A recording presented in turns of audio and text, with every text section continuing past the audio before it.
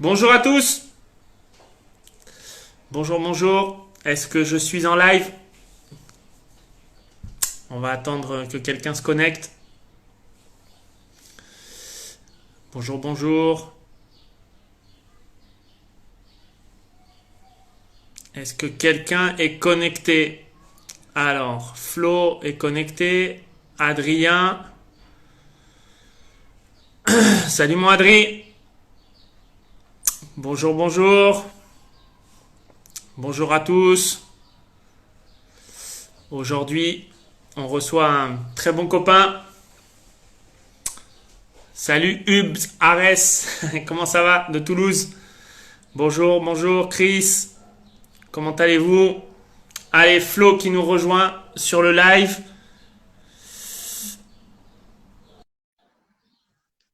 Est-ce que Flo va nous rejoindre? Salut. Eh mon Et poteau, là, ça va ou quoi? comment ça va? Écoute, ça va, tranquille, hein. On est là, confiné quoi. Mais bon, Cette petite barbichette blondinette, ouais, comment ben ça là, se passe? là en fait, elle était vraiment blonde, blonde partout, donc c'est en train de repousser, donc ça fait un genre de dégradé, tu sais. Ouais, Mais c'est pas mal. on laisse, ouais, on va laisser bien le loin reprendre le dessus et on va couper, tailler tout ça, parfait quoi. Tu fais des mèches de barbe en fait. T'as vu ça? Bon, mon Flo, merci d'être avec nous. Avant de parler de toi, je voulais remercier avant toute chose Paddle Magazine qui diffuse le live sur Facebook à travers mon pote Adrien Maigret. Adrien qui a lancé aussi, si t'aimes le poker, je crois que t'aimes le poker, a lancé les Megrouz Poker Tour qui fait fureur sur la toile et sur Facebook. Donc voilà, je voulais tous les remercier. Comment ça va, mon frérot? On s'est eu quelques fois au téléphone et Hmm. toi, tu m'as surpris parce que tu m'as envoyé une espèce de shoot d'énergie positive pendant ce confinement. Raconte-moi un peu ça. Bon, on est tous les deux très positifs, mais toi, tu m'as envoyé de la dynamique, hein? Bah ouais, après, tu sais, moi, je suis quelqu'un qui est très, très, très positif. J'arrive à relativiser pas mal de choses, dû certainement aussi à ma carrière et ma carrière footballistique, mais surtout mon vécu, à avoir vécu dans plusieurs pays. Ouais, Euh, on parlera. donc ça, c'est sûr que c'est vraiment un truc qui me permet, on va dire, de m'adapter facilement un peu à peu importe les événements, on va dire, les événements que je peux vivre à n'importe quel moment. Ouais. Et c'est marrant, ouais, comme tu disais, on s'est eu au téléphone et c'est vrai que c'est drôle que moi, ce confinement j'ai optimisé le plus possible du temps avec moi-même et j'ai eu ouais pas mal d'idées en tête, pas mal de choses qui me venaient en tête, de projets et tout ça. Donc au lieu de ouais, je pense que tu sais dans la vie où je dis toujours les meilleurs moments, en fait on dit toujours qu'on n'a pas le temps pour nous. Et là, une fois qu'on l'a, ben, on s'ennuie, on sait pas trop quoi faire, et c'est ce qui est dommage. Donc, j'allais dire, des fois, on est, êtres humains, on est un peu pervers avec nous-mêmes, tu sais. Ouais. On cherche quelque chose et au final, on l'a pas, tu vois. Quand on Et là, t'as l'a, mis, ben, t'as mis du temps à profit pour le coup. voilà, exactement, exactement. Donc, optimiser le plus de temps possible avec moi-même et surtout à mettre des choses en place, quoi. Bon, tu nous raconteras tout ça. En tout cas, aujourd'hui, moi, je reçois le Florent Sinama Pongol, footballeur aux mille vies. Je reçois le Florent Sinama Pongol, dingue de padel, Ouais, consultant sur Canal+.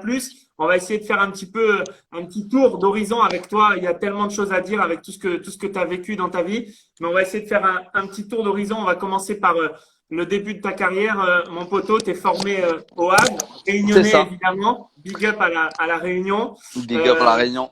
t'es formé au Havre, tu es meilleur buteur de la Coupe du Monde moins de 17 ans, tu es titulaire au Havre en deuxième division à 17 ans et à 19 ans, le grand saut, Liverpool, les sirènes des Reds t'appellent. Comment tu prends cette décision aussi jeune, aussi tôt et comment tu as le courage d'y aller quelque part parce que c'est quand même pas évident. Écoute, c'est pas évident, hein, Robin, sauf que j'ai cette opportunité qui m'arrive et qui j'ai envie de dire n'est pas un saut on va dire qui est impossible à faire, la preuve Et en fait, dans l'approche d'y vient, en fait, ce qui était important pour nous, alors je vais parler pour moi dans ce cas-là, pas pour Anthony, mais c'est vrai que ce qui était important, ce palier à franchir, se fait naturellement. Pourquoi? Parce que on n'est pas, tu sais, ils sont très respectueux, que ce soit Liverpool par exemple, ils ont été très respectueux, ils sont venus vers nous sans toi le truc de dire bah ils vont venir chez nous, essayer de nous en mettre plein la vue et ceci et cela. Et en fait, sincèrement, ils ont fait les choses comme il fallait. C'est-à-dire que ils ont été super simples, ils nous ont invités tranquillement à voir comment tout s'évoluait. Et donc, quand je vois moi mon transfert, mon passage de la Réunion au Havre et mon passage du Havre à Liverpool aujourd'hui, alors c'est deux clubs différents. C'est voilà, c'est deux, on va dire, il y a pas mal d'étages différents entre les deux clubs, mais la manière de faire et le côté famille, le côté contact, le côté relationnel en tout cas, a été fait d'une simplicité. Et donc, certainement pour ça aussi que ce grand saut, on l'a fait dans une manière dans une manière qui s'est fait la plus naturellement possible. Tu t'es finalement senti en confiance. Tu disais, tu es parti avec le Talek, hein, qui est de ta famille. Donc, quelque Ouais. part, c'est vraiment la démarche du club, le fait de te donner confiance, d'être naturel, de faire ça dans les règles de l'art qui t'a poussé à y aller finalement sans aucune crainte. Ouais, c'est exactement ça. C'est exactement ça. C'est que tu sais, au final, quand les choses sont faites d'une manière où on vient pas t'en mettre plein les yeux. C'est-à-dire non, on Ouais. vient simplement te dire comment ça se passe, qu'est-ce que tu peux nous apporter. Exactement comme si tu allais déposer un CV autre part et bon là, sauf qu'après les gens font la différence parce que c'est un club mythique, un club prestigieux. Obligatoirement, il y a plein de choses qui rentrent en compte. Mais tu sais, Robin, au final, moi, la chance que j'ai eu, en tout cas, dans tous les clubs que j'ai pu connaître, les personnes que j'ai pu côtoyer dans ma carrière, et encore à l'heure d'aujourd'hui, ça a toujours été du relationnel avant tout et autour de simplicité, autour On en énormément de parlera. simplicité. On en parlera parce que c'est une vraie caractéristique de ta personne. Je te raconterai l'anecdote de Mika, ton agent, quand il m'a présenté à toi. Mais c'est clair que cette simplicité, c'est un vrai fil conducteur dans ta carrière. Euh, à Liverpool, tu es passé par un match exceptionnel. Pour moi, le plus grand match de l'histoire de la Ligue des Champions, cette finale contre le Milan AC, où Ouais. vous êtes mené 3-0. Cette remontada, c'est quoi les émotions que tu en gardes? Est-ce que tu te souviens un petit peu de ça? Est-ce que tu t'en souviens très bien? Et quelles étaient la réaction dans les vestiaires à la mi-temps quand vous êtes mené 3-0, d'avoir envie de repartir au combat ensemble? Tu t'arrives à m'en dire quelques mots là-dessus? Ouais, alors bon moi c'était assez spécial parce qu'en effet j'étais blessé, cette année-là je me suis fait des croisés sur la demi-finale de la Cup donc la Cup qu'on gagne aussi cette année-là. Ouais, Euh, donc euh, donc oui, donc je me blesse sur à ce moment quand même important. En plus, c'était vraiment ma meilleure saison depuis que j'étais à Liverpool. Mais bon, le football, il y a beaucoup de choses à prendre en compte. Donc à partir de là, il fallait tout simplement, euh, on va dire, faire avec. Mais tout en étant que quand ce club était vraiment une vraie famille, on s'est senti tous imprégnés par cette victoire et cette dynamique qu'il y a eu durant cette année de Champions League. Et donc moi, à la mi-temps, tu sais, je suis pas dans le vestiaire parce que je suis pas dans le groupe. Après, je sais d'accord. ce qu'il en est, je sais ce qui en est ressorti. Je sais dans le tunnel ce qui s'est passé, tu vois, avec Gattuso à un moment donné qui le regarde Ah, et qui leur dit, bah, qu'est-ce que, ouais, entre guillemets, qui regarde nos leaders et qui lui fait comprendre parce que c'était l'un des seuls qui parlait bien anglais, le fait qu'il avait joué aux Rangers. Voilà, ce côté un peu très provocateur qu'il avait. En plus, lui qui a joué dans un club aussi british, bon, qui est écossais, mais qui a ce côté très british. Voilà, ça a rajouté un peu de piment. Et en effet, ce qui était drôle, c'est de voir un mec comme Gattuso à la mi-temps qui dit ouais, qu'est-ce que vous êtes nuls, qu'est-ce que vous faites là, et au final, à la fin, tu carrément. vois. Ah ouais. Moi, c'est les échos que j'ai eu, c'est un truc de fou, quoi, tu vois. Mais après, tu sais. Ça joue beaucoup, tu sais, cette positivité que tu peux avoir durant. Et je pense que dans le padel, c'est un peu la même chose. Si tu loupes ton premier point et tes supporters, à un moment donné, va te montrer du doigt de suite, tu sais, tu vas plus avoir la même dynamique, Oui, le oui, même enchantement et la même confiance surtout que tu vas louper une passe. Au bout de 5 minutes, tu vas te faire huer. Par contre, si tu loupes 10 passes pendant le mi-temps, mais à la mi-temps, tu entends qu'on chante ton nom et qu'on attend et on supporte, et bien notamment tu arrives, c'est comme une deuxième vague, quoi, un deuxième souffle, tout ça. et c'est ce qu'on a, c'est ce qu'en tout cas nous on a ressenti à Liverpool, parce que c'est vrai que voilà, je vais pas citer de club en l'occurrence, mais beaucoup d'autres clubs à 0-3 à Istanbul où tu sais que tu as payé ton billet d'avion, je ne sais pas combien, et en finale de Champions League, franchement, tu te fais huer, tu te fais insulter de partout, tu vois. C'est Et clair. là, non, là, tu as You Will Never Walk Alone qui ressort des gradins, et c'est juste extraordinaire. Et toi, tu entends ça. Bah, moi, j'étais dans la tribune, mais eux, même au vestiaire, c'est ce qui en ressort, quoi. Ils entendent ça et C'est c'est juste incroyable. extraordinaire. Je rebondis sur ce que tu dis, le You'll Never Walk Alone. Quand tu passes une fois par Liverpool, est-ce que tes Reds à vie, c'est vraiment un club à part? Tu as eu la chance finalement aussi de voyager beaucoup et de vivre beaucoup d'expériences dans des clubs. Mhm. Liverpool, ça reste quelque chose à part. Liverpool, ça reste quelque chose d'extraordinaire, hein, parce que au final, ce qui en est de Liverpool, c'est que ça reste une époque où on gagnait pas, spécialement quand j'arrivais. Bon, on gagnait, mais pas, voilà, déjà, de ne pas avoir jamais gagné la première ligue, tu vois, ça reste quand même assez Ouais. impressionnant pour une équipe comme Liverpool. Mais, euh, mais ouais, Liverpool, ça marque parce que s'il y a une histoire, il y a quelque chose. Aujourd'hui, tu vois, je répondais à une interview et la dernière réponse, la dernière question qui m'avait posée le journaliste, c'était euh, qu'est-ce que je pense de l'équipe de Liverpool d'aujourd'hui. Et ce qui était drôle, c'est que quand je lui ai répondu cette question, Romain, tu vois, et ben je me suis dit que ben, il y a 15 ans auparavant, ou il y a 15 ans, 16 ans auparavant, ou 14 ans auparavant, quand j'y étais, et ben je pouvais écrire exactement la même chose en fait. Sauf qu'il Ouais. n'y avait pas, il y avait pas le, alors oui, il n'y avait pas le succès, il n'y avait pas le rendement qu'il y a aujourd'hui, sauf il y avait toujours ce côté professionnalisme, ce côté famille de la mamie qui travaillait à la cuisine jusqu'à l'intendant, jusqu'à Benitez. Aujourd'hui, c'est Jürgen Klopp. Mais voilà, en fait, tu vois, c'est ça Il y a une qui vraie marque. âme.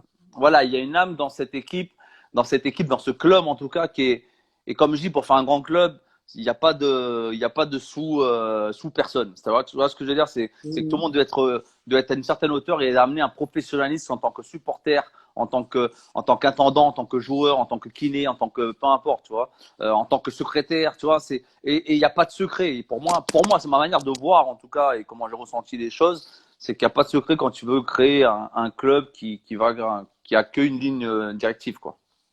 Ce qui est vrai, ce que tu dis est vrai dans tous les sports, puisque moi j'ai reçu Vincent Clerc qui a fait une grande partie de sa carrière au Stade Toulousain, qui est un Mhm. club mythique dans le rugby international, et il Bien disait la même sûr. chose. Il disait que c'était le club et la famille tout autour du club qui poussaient au quotidien à être professionnels et les joueurs aussi à avoir envie de se battre tous les jours pour ce club. Tu pars de Liverpool et puis tu vas découvrir un nouveau pays. Tu arrives en Espagne avec tout le bon de l'Espagne et les terrains de paddle que tu vas découvrir. Mais Ouais. tu atterris d'abord à Huelva. Tu fais 2 saisons superbes à Huelva et tu arrives à l'Atlético Madrid en pleine bourre. L'Atlético Madrid, équipe de dingue à l'époque, hein, Forlan, Agüero, coupé dans les buts, je crois, si je me souviens Ouais, bien, ouais. Maniche, tout ça. Maniche, Simao. Ouais, T'arrives avec quelle Simao. ambition à l'Atlético Madrid quand tu débarques? Comment tu le vis? Ben, en sachant que je vais être le numéro 3. Ouais. Donc C'est-à-dire que derrière Forlan et Agüero. derrière Forlan Agüero et devant Diego Costa. Et devant Euh, Diego Costa à l'époque. ouais, D'accord. ouais. Donc, Ça, on te le dit quand tu signes. Vraiment, c'est important. enfin, on te le dit pas, sauf que tu sais que tu vas être derrière Forlan et Agüero. Diego D'accord. Costa qui n'a pas encore fait ses preuves. Et moi, je connaissais même pas c'était qui. Donc, quand j'arrive là-bas, j'apprends c'est qui le personnage de Diego Costa. Ouais. Ouais, mais j'ai toujours été comme ça, hein. Genre, même quand il jouait pas. Ça a toujours été un mec un peu foufou, Jean Foutiste. Mais voilà, quand il est sur le terrain, il se transforme. Par contre, à côté de ça, c'est vraiment le mec déconneur, super gentil, très attachant, tu vois.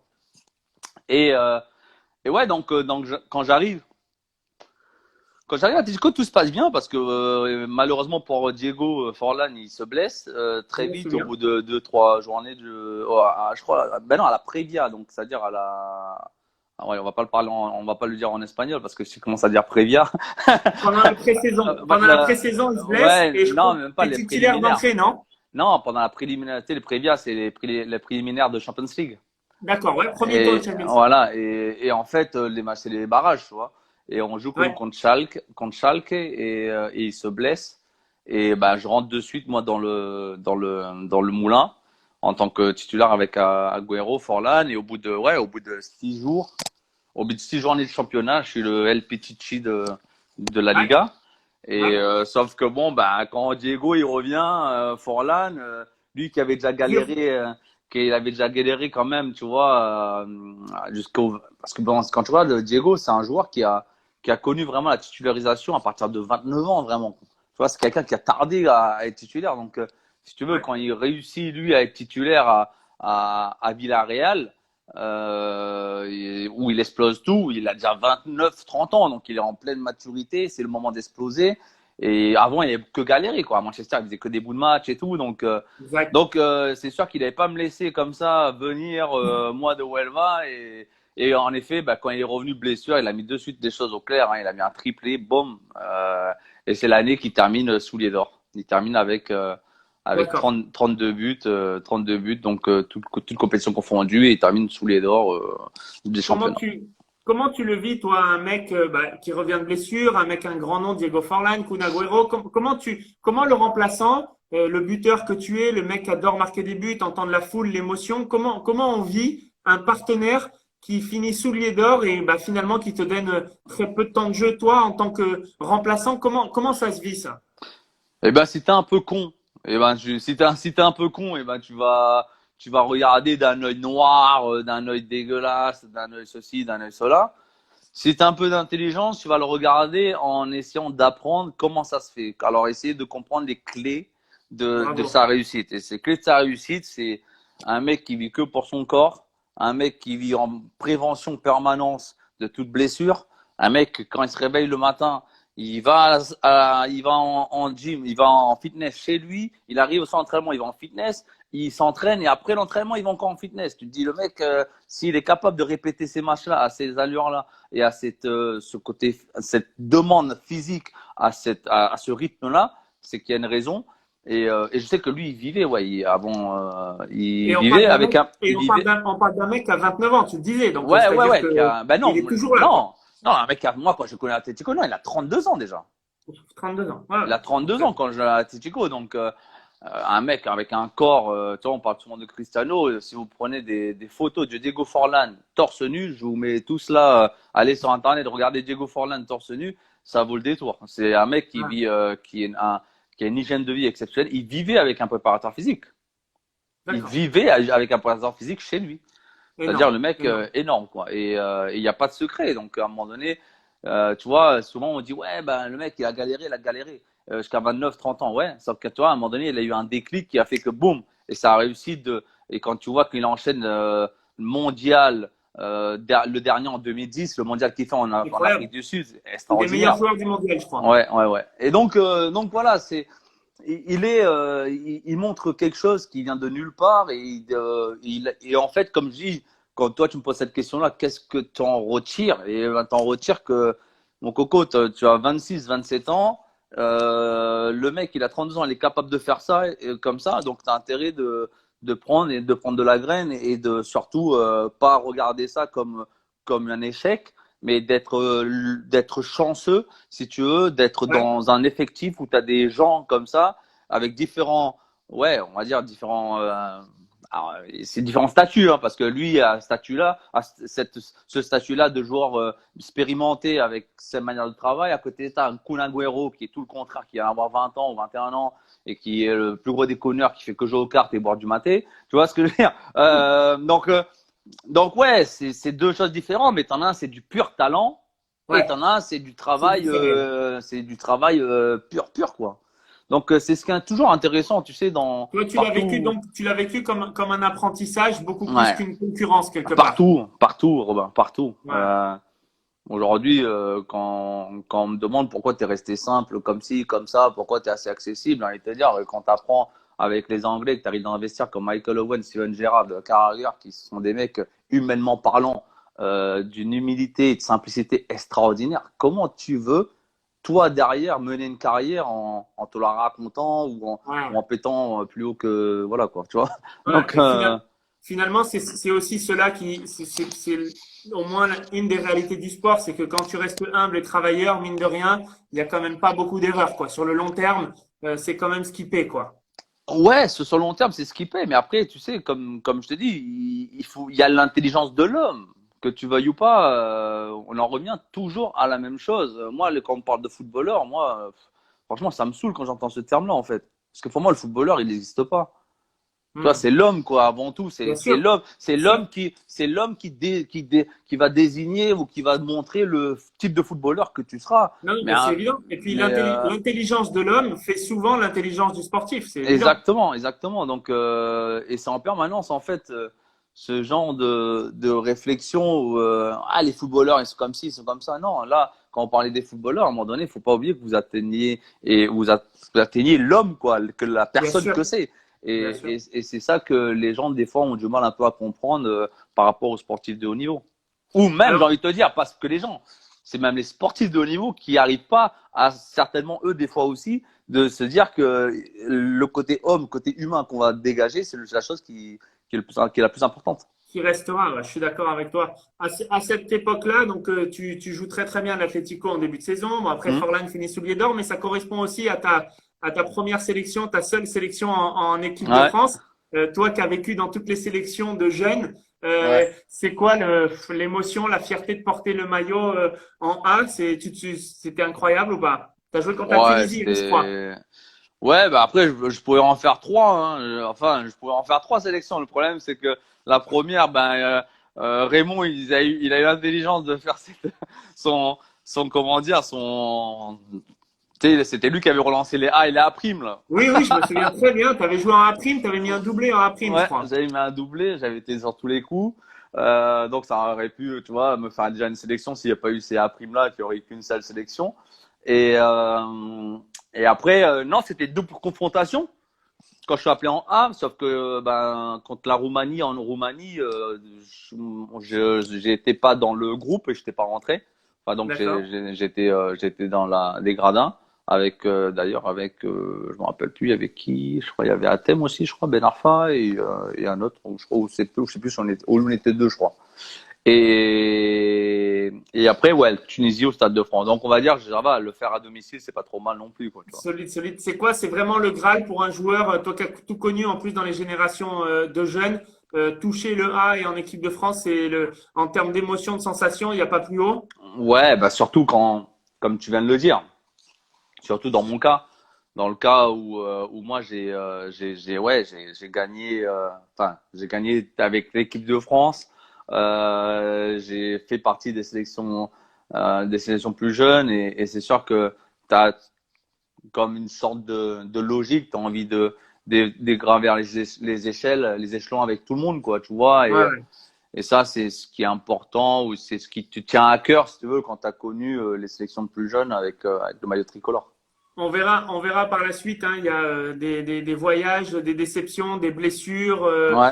tout ça. Est-ce que c'est c'est un vrai regret pour toi aujourd'hui de ne pas avoir accédé un peu plus souvent à cette équipe de France, toi qui étais d'une génération où tu as vu quelques potes peut-être avoir pas mal de sélections. Ça fait partie de tes plus gros regrets en tant que joueur de foot?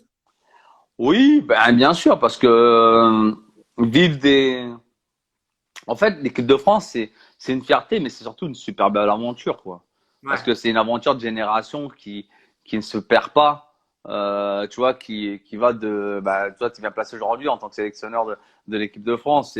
C'est une aventure qui continue et que tu as un vrai suivi. En club, que tu veuilles ou pas, d'un an ou un autre, les joueurs disparaissent. et ils Ouais. partent et à un moment donné, bah, tu les reverras peut-être contre toi ou quoi que ce soit en équipe de France. Non, ce sont des Ouais, joueurs ouais, il y qui, a un suivi de il y a un génération. suivi de génération. Donc, c'est-à-dire qu'ils partent ou qu'ils reviennent, ils seront toujours à côté de toi, en fait. Ils seront toujours, ce seront tes coéquipiers, ce seront les mecs qui vont te faire grandir, qui vont te rendre meilleur et sur lesquels tu vas pouvoir compter, tu vois. Donc, c'est vraiment une aventure différente de ce qui peut se passer en club. Bon. Alors, on est à la fin de l'Atlético et là commence le globe-trotter, le voyageur Florent Mm. Sinama-Pongol avec des déceptions, avec aussi des blessures. Tu as joué en Russie, aux États-Unis, en Suisse, à Saint-Étienne, en Thaïlande, en Angleterre. Euh, Tout ça aujourd'hui, tous ces voyages et toutes ces expériences, bonnes comme mauvaises, pour toi, font partie de ce que tu es devenu aujourd'hui en tant qu'homme. C'est vraiment, tu Ouais. disais au début du live, tu disais, j'ai réussi à m'adapter au confinement parce que je me suis adapté dans tous les pays du monde quasiment. Est-ce que tu en retires aujourd'hui une véritable force? Ah ouais, ouais, ouais. Moi, je suis une personne qui, au final, je me suis découvert au fil des années. Hein. Donc, Ouais, à un moment donné, je pense dans la vie, il faut comprendre les choses. Et pour comprendre les choses, il faut à un moment donné se plonger vraiment sur soi-même. Et c'est ce que j'ai fait moi après, tu vois, après quoi? Après, en 2010, donc sur mon deuxième fils, tu vois, à un moment donné, bon, j'ai eu un passage un peu plus compliqué à gérer et c'est là que je suis tombé un peu, tu vois, je me suis dit, je vais m'intéresser un peu au monde thérapeutique, au monde, tu vois, tout ce qui est psy, tout ça et pour essayer de comprendre simplement l'homme que tu es, la vie par rapport à la vie que tu as eue et tout ça et petit à petit, je me suis rendu compte que ouais, une vraie passion pour la vie avant tout et surtout après tout ça pour les gens en fait.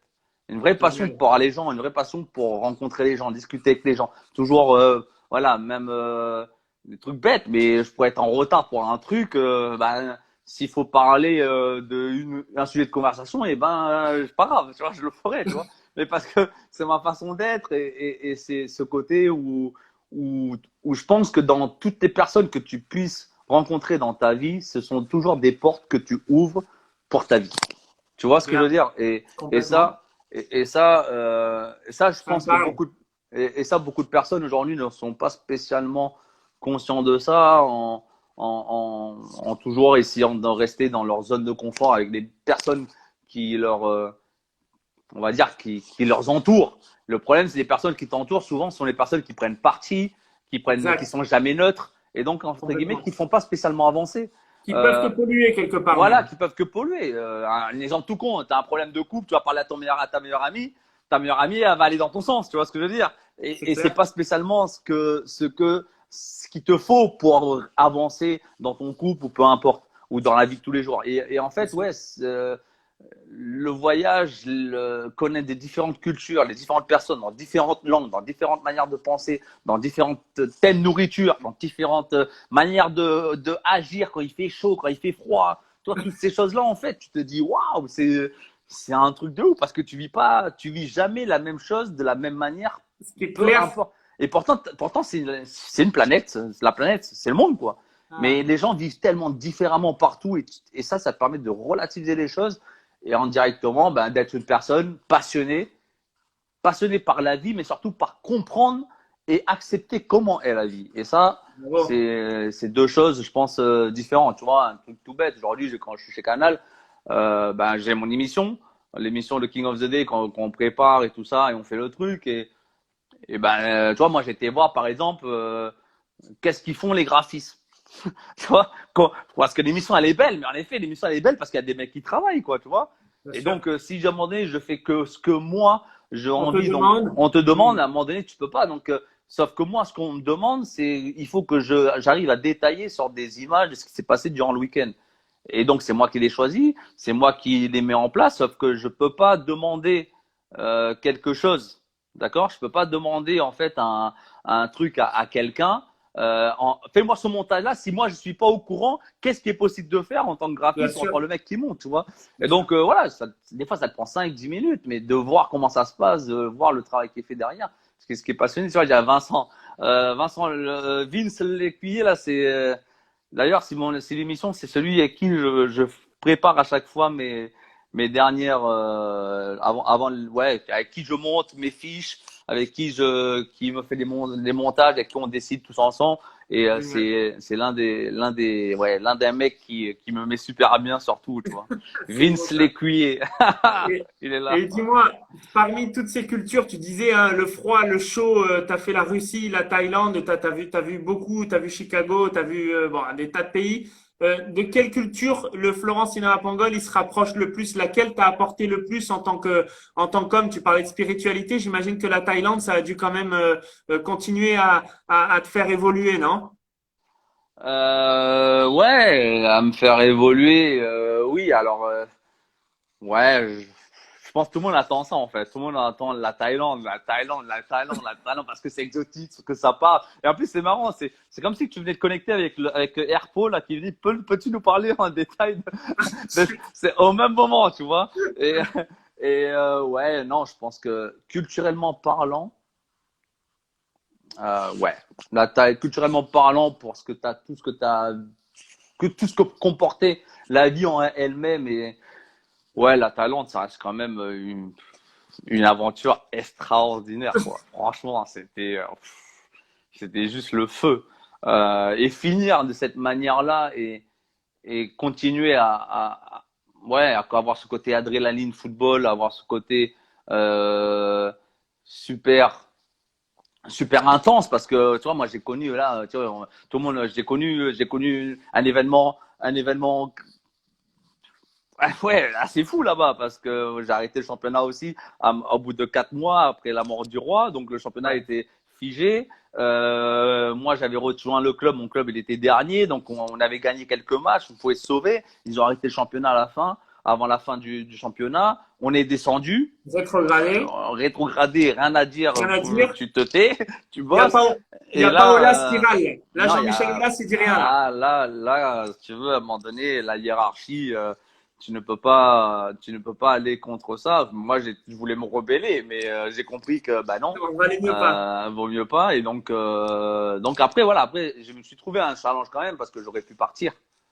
Et sauf que ben au final, je suis resté avec mon club Chainat en Ouais. deuxième division et tout le monde s'aurait dit ouais, je voyais un peu de loin. Qu'est-ce qu'il fait là-bas en L2, en Thai League de deuxième division? Mais c'est un vrai challenge et c'est Ah, con de le dire, mais on est monté. Je suis allé comme un ouf, comme si j'avais gagné la Champions League, parce ah, que il y avait génial. cette tension, parce que je savais que le risque quoi. Si j'aurais pas réussi ça, mais je me serais fait laminer de ouf, tu vois. Ah, non. Et puis, Et, malgré et, tout, et, c'est les valeurs du sport. Il y a 2, 3 jours, j'ai eu Valérie Nicolas. On parlait du sport féminin. Est-ce qu'elle gagnait sa vie quand elle jouait au handball? Elle a été championne du monde, elle, de handball. Elle me disait, ouais. mais Robin, on m'aurait donné des cacahuètes que je serais parti au championnat du monde pareil. Parce que d'arrêter des ballons, c'est mon grand kiff. Comme toi, de Hum. marquer des buts et de relever des défis, que ce soit en Thaïlande, à Chicago ou ailleurs, au final, tu vis pour ça. Ah non, mais c'est exactement ça. Tu vis pour ça, mais tu vis pour ça, mais tu sais que tu veuilles ou pas. Alors c'est vrai qu'il n'y a pas eu ce truc média. C'est vrai que le côté médiatique, le fait que il n'est pas aussi présent qu'en Europe, c'est un peu pour ça aussi qu'à un moment donné, tu vas t'exiler un peu à droite à gauche parce que tu en as un peu marre de vivre cette pression médiatique et ce côté Ouais. exigence, discipline que tu as connu durant toutes tes années. Alors moi, je peux me permettre parce que oui, j'ai eu cette chance-là de connaître et de gagner des titres beaucoup plus jeune. Donc, quand tu gagnes les titres à 21 ans, 22 ans, tu as été gagné la Champions League, tu gagnes la Coupe de Russie, tu en as 28. Tu vois ce que je veux dire? Tu gagnes en fait la Carling Cup, la Community Shield, la Super Cup. Tu gagnes tous ces trucs-là et donc tu dis, tu peux finir ta carrière entre guillemets en choisissant un truc un peu plus fun, tu vois. Ouais, Mais ouais, ouais. tu vois, à la différence de beaucoup de joueurs, je pense, partent du football et quand tu dis ils ont vécu ça pendant 15 ans, 16 ans de carrière, mais ils partent de ça, ils sont un peu dégoûtés. Pourquoi? Parce que ben plus tu vas rester dans l'exigence jusqu'à la fin, ben, à un moment donné, tu as une certaine lassitude aussi. Ouais. Et c'est sûr que tu auras des petits jeunes qui vont commencer à te passer devant, mais ce qui est logique, tu vois. Il faut l'accepter. Le problème, c'est que quand tu n'as pas gagné et que tu n'as pas rempli spécialement ton CV, c'est comme dans tout boulot, à un moment donné, C'est tu clair. as tes frustrations qui arrivent et qui est compliqué à vivre. Non, toi, t'as pu partir là-bas en retrouvant l'essence même du jeu au sens pur, Exactement. c'est-à-dire j'y vais pour Ouais, sauf que une bon, aventure humaine. sauf que, Il y a beaucoup de sportifs qui partent au Qatar pour gagner de l'oseille. Toi, tu t'es dit, moi, je vais partir en Thaïlande parce que c'est un challenge qui me séduit, quoi. Ouais, bah, j'ai eu cette chance-là de la vivre en 2003 avec la tournée avec Liverpool, tu sais, là-bas. Oui, Et en fait, waouh, c'est un truc de fou, une expérience de malade. Tu sais, les gens qui dorment en bas de l'hôtel pour nous voir 5 secondes sortir, pour aller à l'entraînement, mais ils dormaient en bas de l'hôtel, quoi. Tu vois, tu te dis, waouh, c'est quoi incroyable. ce truc? Incroyable. Et donc, je me suis dit, un jour, j'y retournerai, mais Je j'aurais pas. retournerai. Mais ouais, sauf que j'ai pas pensé que j'allais y retourner pour le foot, quoi. C'est clair. Et C'est donc, clair. ça a été le cas. Et sincèrement, ouais, superbe aventure. Et après, oui, la vie un jour ou 2 jours de repos. Tu prends un avion à 60 boules pour faire Bangkok Phuket ou Bangkok Koh Samui pour aller sur les îles pour rien. Ouais, ça laisse un type de vie, un style de vie en tout cas super ludique et très alléchant. Ouais, faut pas se Voilà. mentir. Après, moi, je suis pas parti là-bas pour l'argent, hein. Non, non, Là-bas, là-bas, si j'imagine l'argent, qu'il il y avait d'autres faut. options plus rémunératrices, c'est clair. Non, là-bas, les joueurs les mieux payés sont les Brésiliens. Les Brésiliens, ils ont 26, 27 ans, ils ont des gros salaires, tu vois. Moi, je suis parti là-bas, franchement, voilà quoi. Première année, je gagnais 10 000 dollars et la deuxième année, je gagnais 13 000 dollars. Voilà. Ah, d'accord. Au moins, c'est clair et c'est pas. Donc, je suis pas parti. Eux, les autres là-bas touchaient ouais, du 50, 60, 70 000 dollars par mois, facile. Hein. Et Ah, voilà. Moi, dans mon club, j'étais le mieux payé, oui. Mais loin de là, mais quand je dis loin de là, après, c'est sûr que, comme bah, la plupart qui savent bien, c'est sûr qu'avec cette somme-là, là-bas, tu vis comme un roi. Hein. Donc, oui, oui, c'est évident. C'est un rapport mais aussi bon, au coût de la vie qu'il y a là-bas, mais évidemment. bon, le but n'est pas aussi à cette, à ce moment de cette carrière, c'est pas le but d'aller là-bas et d'aller claquer 10 000 dollars par mois, quoi. Tu vois ce que je veux Non, dire? c'est clair. C'est clair. C'est clair. On revient en Espagne. Tu découvres le paddle en Espagne. Est-ce que tu le découvres à Huelva ou à l'Atlético Madrid? Comment tu découvres le paddle? Raconte-moi. Allez, je découvre le padel, bien sûr, en Espagne, à Huelva, Ouais, parce que j'habite à El Portil, donc à Huelva, tu vois, c'est vraiment Huelva, et moi j'habite à El Portil, qui est le côté un peu balnéaire, tu sais, de la région, et pas loin de chez moi, j'ai 2, 3 courts de padel et tout ça, donc les Espagnols me mettent un peu à ça, et on vit tranquillement autour de là, sauf que ben ouais, je tombe amoureux du truc de suite, quoi, parce que je me dis, c'est bon Ouah, ça. c'est quoi ce truc, c'est quoi ce sport de malade, ça se joue à quatre, t'es en bande de potes, ouais, et surtout, ben, ce qui était chiant, moi qui a toujours été passionné par le tennis, c'est que sûr qu'avec le peu de temps que je jouais, les premières heures que tu revenais à jouer au tennis, ouah, franchement, tu galérais parce que tu fais que des fautes techniques, à fautes techniques, t'envoies que la balle dans la bâche derrière ou contre le mur, tu vois, donc c'est assez relou. Et le padel, non, le padel, tu tombes sur un sport que, ben, c'est avec des raquettes en carbone où t'as pas de cordage, en effet, de juste pousser la balle. La manière que tu tapes dans la balle, elle va partir, tu vois. Donc, après, oui, après, il y a les techniques, il y a les différentes manières de lire le jeu. Mais voilà, avoir ce côté ludique, lecture, donc ce qui rapporte indirectement intelligence de jeu et communication. Alors là, ouais, ouais, Bien. c'était le top, quoi, le top. Et donc, Est-ce ouais, qu'à donc, l'époque, est-ce qu'à l'époque, quand tu découvres, c'était déjà la folie du paddle en Espagne ou ça ouais, commençait, c'était boom? ça commence. Ça commence. En fait, c'est quand j'arrive à Madrid que là, ouais, quand j'arrive à Madrid, ça part dans tous les sens. Il y a Ouais. là, tous les clubs de tennis qui refont des terrains de tennis en padel pour gagner plus, business, hein. Ouais. Donc voilà, on est au début de l'époque où Monsieur Tout le Monde va investir dans 4 terrains ou dans 6 terrains. Ils mettent un monsieur ici avec une petite table et un parasol pour récupérer les locations Ça et me rappelle sans quelque chose. et voilà, tu vois. Donc après, c'est sûr qu'en Espagne, on était vraiment là-dedans. Il y avait pas, il y avait même plus besoin de monter de club, quoi, si tu veux. C'est pas, c'était juste investir. Voilà, ton cousin, tu le mets là, tu récupères sa petite table, tout le monde Tout a le le monde matériel. jouait. Tout le monde jouait, bah oui, tout le monde avait le matériel, tout le monde a le truc, donc c'était facile, quoi, tu vois, à vivre et à faire du business de ça. Et d'ailleurs, bah, tu es bien placé, hein, les Espagnols, ils sont blindés autour de ça, quoi. Ah. Et tu jouais avec tes potes de l'Atlético Madrid là-bas, les mecs jouaient aussi? Ben moi, C'était qui? C'était qui le meilleur? en fait, sur ma deuxième année à Atlético Madrid, comment dire, j'en ai un chez moi. J'ai un padel chez moi. Tu Ah, savais pas ça? Tu non, je savais pas ça? savais pas. Si. J'en avais un chez moi, en mode old school, hein, tu vois, c'était les premiers, je suis sûr que t'as pas connu ça, toi. T'as connu les Les murs. padels? Les murs, ouais, les murs. T'as Ah connu? oui, Ah oui, j'ai avec les connu, murs. ouais. Ouais. Avec les murs et tout. Moi, j'en avais un comme ça. Et en fait, bon, paix en son âme, c'était la maison de Reyes. Ah oui, ah oui. Ouais, au San Antonio Reyes, et sur qui avec qui j'avais connu à l'Atlético Madrid. Et je louais, j'avais habité dans sa maison. Et il avait fait, lui, un terrain Un de terrain de padel. padel, un terrain de padel.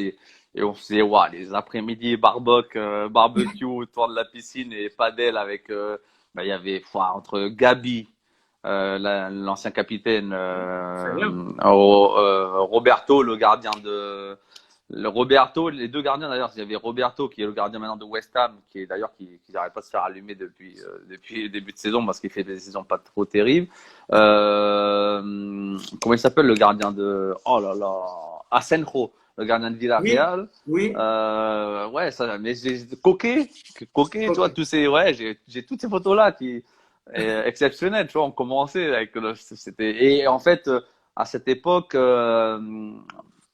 les frères en plus, donc les frères de mon ex-femme étaient profs de padel, profs de tennis, donc étaient aussi des mordus D'accord, du monde, quoi, du padel. d'accord. Donc tu retrouves finalement au padel cet esprit un peu collectif, ludique Ouais, entre potes.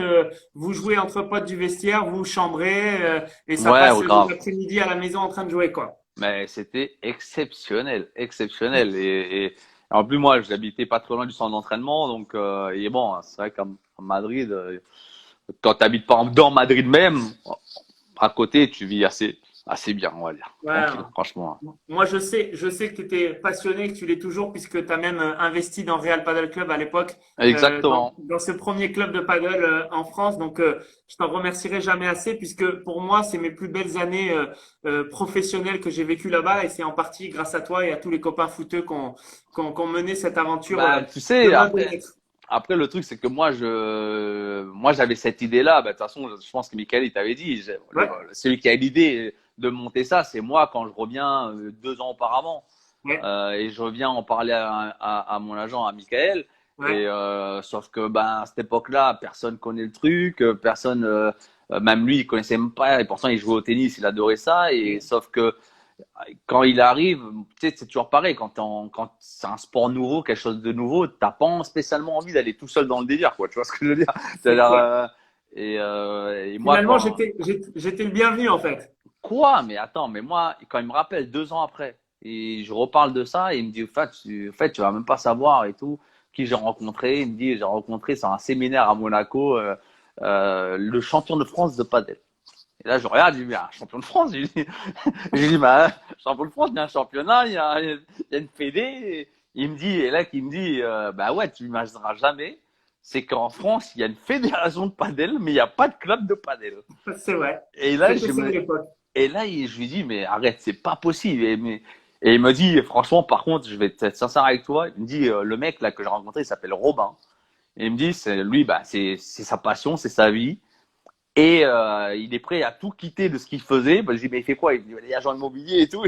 Et sa famille est là-dedans et tout. Et il me dit, ouais, bah, il est prêt à tout quitter là-dedans. Et vraiment se consacrer que là-dessus. Si tu me donnes le hockey, on y va. Et nous, on trouve les mecs à côté Ouais, pour venir faire le truc avec nous, quoi. Et ben voilà comment c'est passé. exactement. Et après, bah, moi, je pense, moi, c'est la version que j'ai en tout cas. Parce que comme j'étais pas là, on s'est pas Non, bah, rencontrés directement. moi, j'ai la même version. Je suis autour de la table avec Mika. Je lui dis, voilà, je veux faire ça. Je pense que ça peut marcher. Je pense qu'on peut le dupliquer.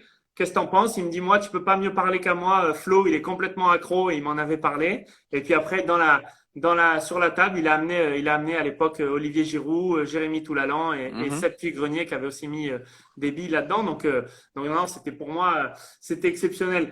Tu m'as raconté récemment, Flo, le paddle, il traverse aussi la Manche puisque tu es allé récemment interviewer Sadio Mané Ouais, et je crois que tu m'as raconté que tu es tombé sur le coach Jürgen Klopp nerveux sur un terrain de paddle. Raconte-moi. exactement. Bah, en fait, je vais faire l'interview de Sadio et au centre d'entraînement à Melwood. Ouais. D'ailleurs, ils ont été, voilà, bon, après, j'étais un peu comme chez moi, donc c'était cool. Donc, ils m'ont ouvert le centre d'entraînement et on l'a fait l'interview, tu sais, sur le terrain, sur leur terrain principal et tout, et super et tout, en mode, d'ailleurs, si, je pense que ceux qui ont pu le voir, l'interview, c'est une interview assez sympa, en échange Ouais, ouais. avec des, ouais, un fond de vidéo où il parle sur ses prestations, sur sa petite vie, comment il a réussi et tout ça. Et sur au fond, en fait, moi, on se rend pas compte. Et une fois qu'on arrive sur le terrain, et on dit, je vois le terrain de padel. Et donc, avant, nous, après, on attend Sadio sortir parce qu'il était un peu en retard. Et là, on voit, on voit, déjà, on voit Jürgen Klopp de son bureau en haut. Et à un moment donné, donc, on voit qu'il vient chercher quelque chose dans le bureau. Et au moment qu'il redescend et tout, on le voit avec ses potes, avec ses collègues donc, du staff technique, ils descendent faire un padel tranquille avant l'entraînement Et je fais, mais putain, ils sont bien, sont tranquilles. Et donc, ouais, il y a un terrain de padel qui est Dans qui le est centre d'entraînement. dans le centre d'entraînement de Incroyable. Liverpool. En plus, vraiment, ils ont bien étudié ça pour pas être vu, tu vois, quand il y a les médias ou quoi que ce soit, à l'abri du vent. Donc, tu vois, il était bien pensé le truc. Et en fait, il est contre, ils l'ont fait. Donc, ça veut dire que, par contre, comme bien sûr, comme c'est un terrain de padel qui est pour leur niveau, ils n'ont pas mis d'espace autour pour pouvoir sortir Pour et pouvoir jouer en dehors, sortir. tu vois. Voilà, donc ils ont mis à un endroit où ça vient pas nuyer au système, on va dire, du centre d'entraînement, parce qu'on est quand même sur du foot avant tout. Ouais. Donc, eux, je sais qu'il y a un travail de course qui est fait autour aussi des terrains d'entraînement. Donc là, il empiète sur rien du tout. Il est très bien placé et c'est vraiment, ouais, j'étais surpris. Il est couvert hein, en plus. Hein. Donc Ah il a été bah, en pensé Angleterre, vaut et mieux il est qu'il soit couvert. couvert. Hein. Il est couvert, bien fait et tout, et il joue. Donc je sais que Jürgen Klopp est un fan de padel. De paddle. Alors, Jürgen Klopp, il est fan de paddle. Moi, je suis fan de Liverpool. Et mon petit-neveu, Sean, qui t'écoute, il est fan de Liverpool et d'Alexander Arnold. Alors, tu as une D'accord. mission. Tu as une mission pour lui et pour moi. Il va falloir que tu récupères un maillot dédicacé d'Alexander Arnold. Bah écoute, le maillot dédicacé d'Alexander Arnold, j'en ai déjà un. Ah, J'en ai déjà un, et c'est marrant que tu me parles de ça. J'en ai déjà un, sauf que à la base, alors, on va le mettre de suite. Il était prévu pour un match associé ouais, de charité qui était prévu au mois de juin et qui aura pas lieu. Et exact, donc malheureusement. si cet événement n'est pas remis à plus tard, et ben il sera pour ton neveu. Il sera pour mon neveu. Et si jamais le match se joue, j'irai moi avec mon neveu à Liverpool avec toi. Allez, On ira même voir un match. Qu'est-ce que t'en penses? ça va, avec plaisir, il n'y a pas de souci là-dessus. Le maillot, tu vois, bon, pour l'instant, je l'ai pas encore récupéré d'ailleurs parce que c'était le maillot, je l'ai récupéré et là, c'est le maillot de Watford. Donc, comme ils ont perdu, tu sais, le Ouf. 3, le 4-0 là, Ouais, et ouais. j'avais demandé à Sadio de me le récupérer, demander à Trent de l'avoir si c'était possible. Et encore une fois, on parle encore d'une chose, c'est que combien de mecs après avoir une défaite comme ça Ouais, auraient envoyé chier ou quoi que ce soit là, grave. tu vois. J'avais envoyé le message avant. À Sadio, j'avais un message avant. Il m'avait dit OK. Après le match, bien sûr, bon bah voilà, j'ai croisé personne et personnellement aussi, j'avais pas spécialement envie de croiser du monde. Mais Bien sûr. Sadio, le soir même, quand j'étais à l'hôtel avant de reprendre l'Eurostar le lendemain matin, il m'a envoyé un message, il m'a dit au fait, t'étais où et tout, et j'ai récupéré Trent m'a Ah bien ouais. passé le maillot et tout pour toi, je l'ai à la maison, je vais le garder chez moi et quand on se voit, bah, je te le passerai. Voilà, tu vois. Sadio Mané, homme exceptionnel, hein, tu confirmes? Tout le monde le dit. Ah Hein. ouais, homme exceptionnel, homme qui quand je vois, tu vois, un truc tout bête, quand je vois des personnes aujourd'hui, que tu leur envoies un message, ils font style, ils l'ont pas lu, ou ils font style, je suis occupé, ou quoi que ce soit. Un mec comme Sadio Mané, aujourd'hui, tu lui envoies un message, au bout de 5 minutes, au bout de 10 minutes, le mec, il t'a une réponse de lui, tu vois. Et ça, ouais, ça montre la simplicité du mec, ça montre Ouais. ça montre que c'est pas une personne qui se prend pour un autre ou qui s'invente une vie, c'est une personne qui est dans la réalité de la vie d'aujourd'hui, quoi. Tu vois ce que je veux dire? Donc, ça, c'est Donc, important.